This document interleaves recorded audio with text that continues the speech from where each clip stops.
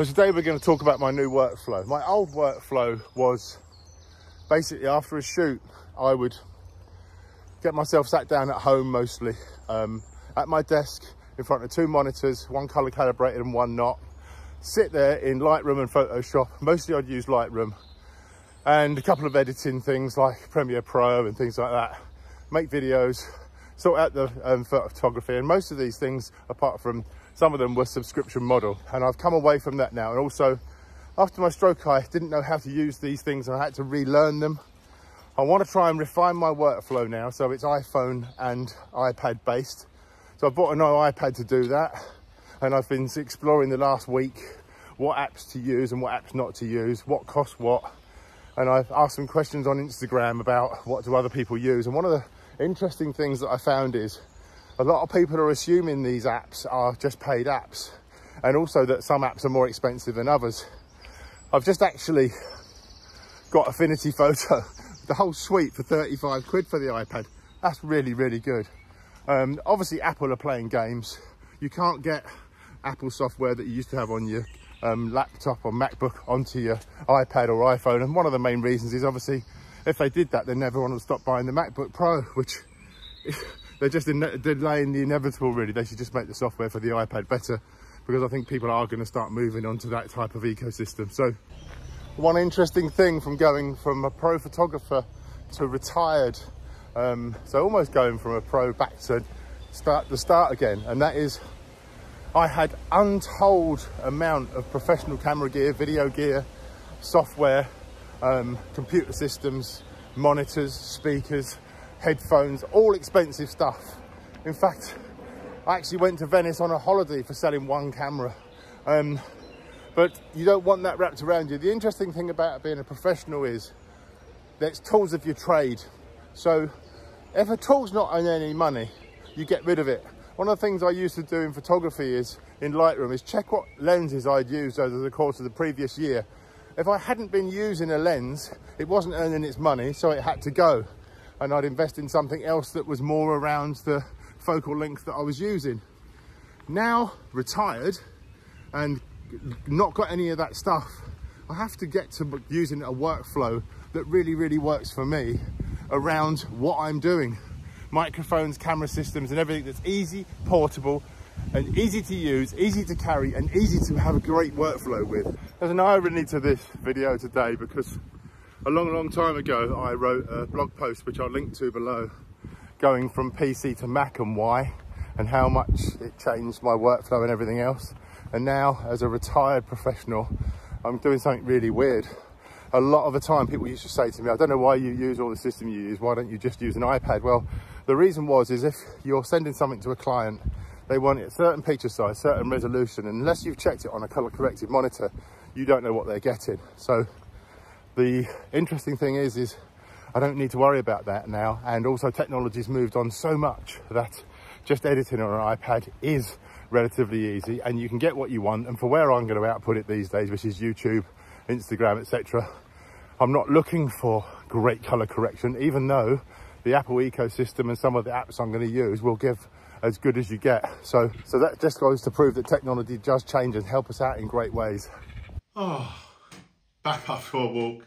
So Premiere Pro and Final Cut Pro were the two main video editing suites that most people used. And when I first got one, I couldn't work out why people were saying use the other one. When you do it professionally, you'll get a load of professional photographers use Premiere Pro, a load use Final Cut.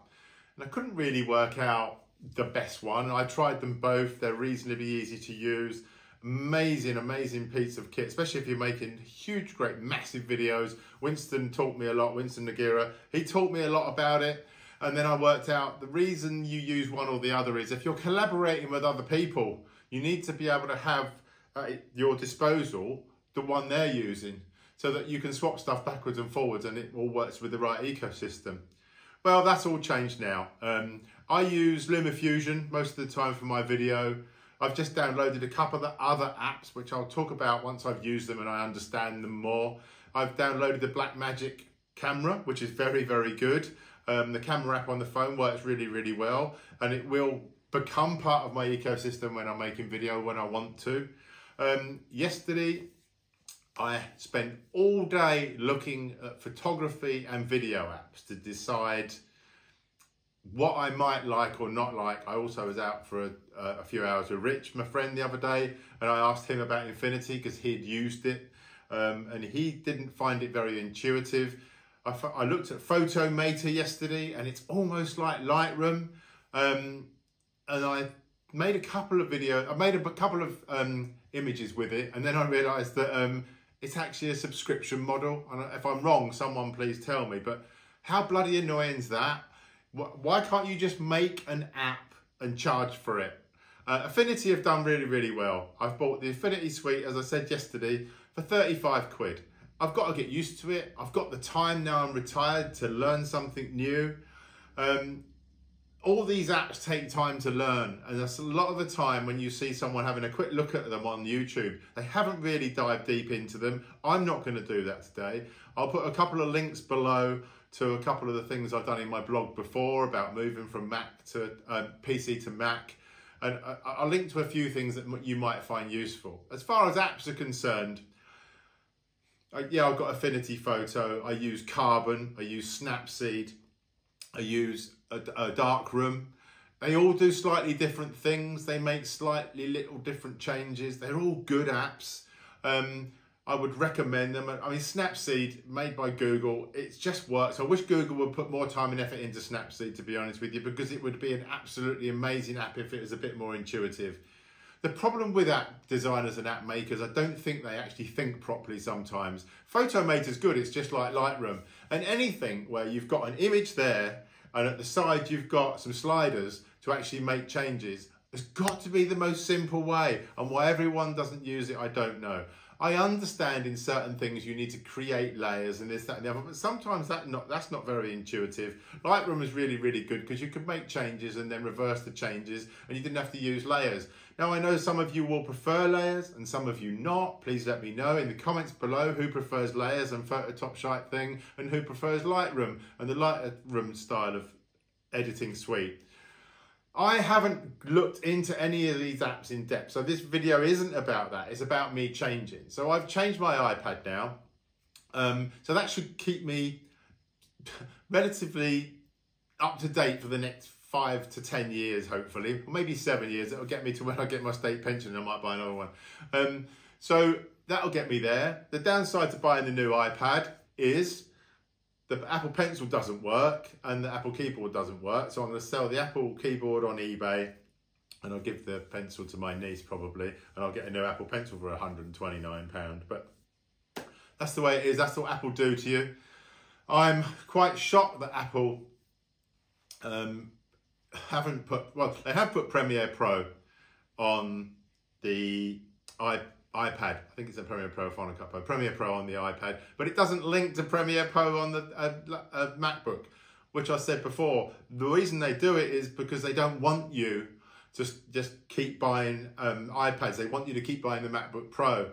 I think they're delaying the inevitable. I think most people will move over to an iPad style workflow because it's just easier. Even when I was professional, I used to sit down at a great big desk with all my monitors and everything else. But I would have loved to have been in London shooting, then go back to my hotel room and do it all on an iPad. And I used to take my MacBook with me anyway. But the point of the fact is, it was just too much of a pain in the ass because I needed to get back, look at it on 2 big screens to make sure everything was perfect. Obviously, being retired, I don't need to do that. So I've downloaded these apps. I will come back and tell you what I think of them all in the future. Tell me what apps you use in photography. Tell me what apps, programs, photo editing suites, video editing suites. I want to know. I'd really like to know. It's really interesting. I like to know what you're doing as well, as much as you're watching this. My YouTube's more about me talking to you, but getting feedback as well. I like the comments. I like to see what's going on. So anyway, I'm going to go and play around with all this stuff, get used to it, see if I can work my head around Affinity and everything else. And once I've actually worked it out, I might write a blog about it and do another video about it. As I say, the links are below. Write your questions and answers below, and I'll catch you on the next video.